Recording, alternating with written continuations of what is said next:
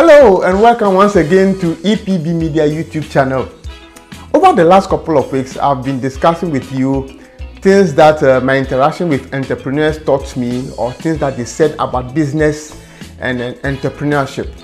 These are things that they said during our informal interactions before we actually did the filming. So I've decided to compile some of them and share with you.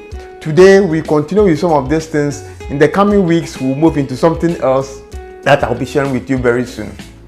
A couple of days ago, our finance minister said that the government payroll is full and is the need for upcoming young men and graduates to start, creating jobs for themselves.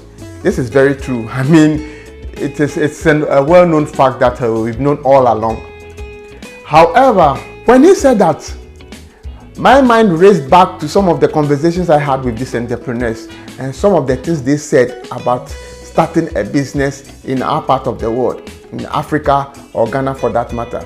These are things that every person who desires to start a business must know. Unfortunately, most of us either disregard this or not do enough research to ascertain this fact before starting a business. So today, I've decided to compile a few of these simple but very crucial points so that those of you who are interested in starting your own businesses will know what to look out for as you start your business. Before I continue, however, I would like to ask you to subscribe to this channel if you haven't done so already. Just click on the red subscription button below, click on the notification bell, and of course, like and share this video. So now let's go and listen to some of these crucial things that my interactions with these entrepreneurs taught me, or some of the things they said about everybody who wants to start a business should know before venturing into setting up any kind of business in Ghana or Africa for that matter. I'll be right back.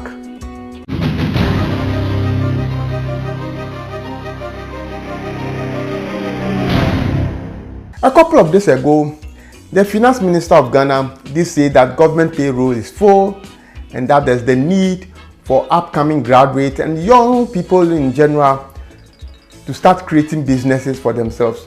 Well, that is very true, and it is time we take this seriously. In my interaction with some entrepreneurs in Ghana, successful businessmen at that, they listed a couple of very crucial things that anybody and everybody who wants to start a business in Ghana or Africa for that matter must take cognizance of. Crucial, they say it is, but unfortunately a lot of people overlook these things. Now I've compiled a couple of them and I'm going to share them with you. The first one is this: you must decide whether you want to be self-employed or to own your own business. Now they sound similar, but they are not the same. To be self-employed is someone who offers himself for jobs, for private jobs. So for instance, I am a filmmaker. Now I avail myself to be engaged on private contracts to do private productions, documentaries, adverts, and what have you. Now I do that and they pay me. That is self-employment. However, I can also decide to set up a company of my own private company, EPB Media, as you see up there, where the company engages in the production. So I have other people I've employed, other people I've engaged to help me carry out whatever filming assignment I have. They are similar, but they are not the same. Self-employed person is usually you work alone. You get a job, you execute it. You might get other people to help you, but they are not your employees.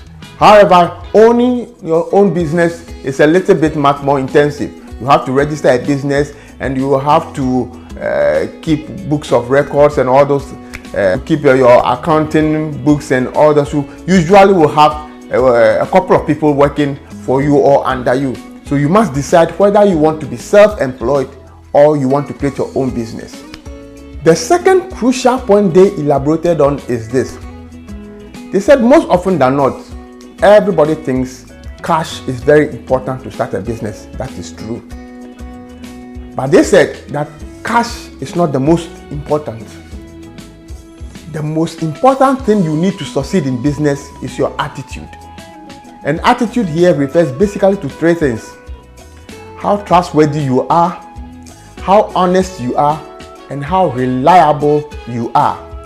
People will give you all the assurances, that they can do a job, they can carry out an assignment. You give it to them only to be very much disappointed. You engage a service of people, they do a job for you and it's not done to the specifications or to the standard that you require. You query them or you ask why, and the excuses can build a mountain. All manner of excuses as to why what is expected was not done. You engage somebody for a project, you're supposed to meet somewhere at, let's say, 8 a.m.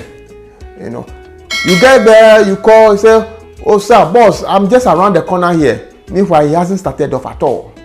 Trust, honesty, and reliability. With that, you are guaranteed, all things being equal, of a very successful business life, because most people will be willing to work with you. Most people will be willing to give things to you without you paying, because you are trustworthy, because you are honest, and because you can be relied upon. The next point they said was this: never start your business with money that you borrowed on commercial rates or commercial interest. It might bring you down. Never ever start a business with borrowed money from the banks or from any source that is charging you commercial interest or rate. As much as possible, try and get money from sources which will not be a burden on you to pay back immediately. That's money from either family or relations or friends or any other source that will not be at a commercial rate or interest. Or you would have saved yourself some money that you can start with. At least you must have 90% of the money you will require, if at all, to start your business. But never ever borrow money at commercial rate or interest to start a business. You will fail. Let's hear it directly from one of such successful businessmen in Ghana, Dr. Joseph Obing, who is also the founder, owner, and CEO of New Lucky Electricals Limited, a foremost electrical supplies company in Ghana, and who is also the president of the Ghana Union of Traders Association, also known as GUTA. Before you do any business, first of all, you should know that you are going to manage risk. So the whole business and the entrepreneurship and all that is your ability to manage risk. You don't start business on loans. Of course, if you are lucky and then you get credit from somebody that is convinced that you can be his distributor, then he would have given you a loan in disguise, a loan that is not going to attract any interest. But what you do not have to do is to start any business with loan. You'll fail. You'll be so pressurized. You'll be so tormented. You will not love even starting it in the first place, and you would have ended up even owing more. So it's better that you start with the little amount that you have. Any amount that you have will determine the kind of things you can start. You can start with the basics, like if you have maybe 2,000 or 3,000 Ghana cedis, you can start with the energy saving bulbs, and then the extension sockets and all that, before you even think about going to the cables and all that. And so that's the process. That's how we all started. The next point they mentioned was a little bit controversial, but very interesting. According to this businessman I spoke to, you must quickly learn and master the art of using other people's money to execute your business project. According to them, astute businessmen never use their own money to execute their business project. In other words, they always know how to convince others, how to sell their vision and ideas to others and convince them to come on board and coming on board with their money. The business person himself might contribute a certain percentage of the money required for the project, but never all of it. A certain percentage must be taken out by others, because business basically is risk taking. So you learn to minimize your risk and maximize your profits. You must learn quickly how to convince others to buy into your vision and come on board with their money. This is usually referred to in various terms like partnerships, like collaborations, like joint ventures, etc. Whatever name you give to it, it is the same thing. You must learn how to use other people's money to execute your business project. Interesting, but it's true. The last but not the least is even more controversial. According to these entrepreneurs that I talked to, now if you are going to set up a business and the business success will depend on a government or state agency in your country buying a bulk of your product or your service, think very carefully before you start that business, because you know the situations in our part of the world. Governments change and the other government does not carry out with contracts. Let me take that again.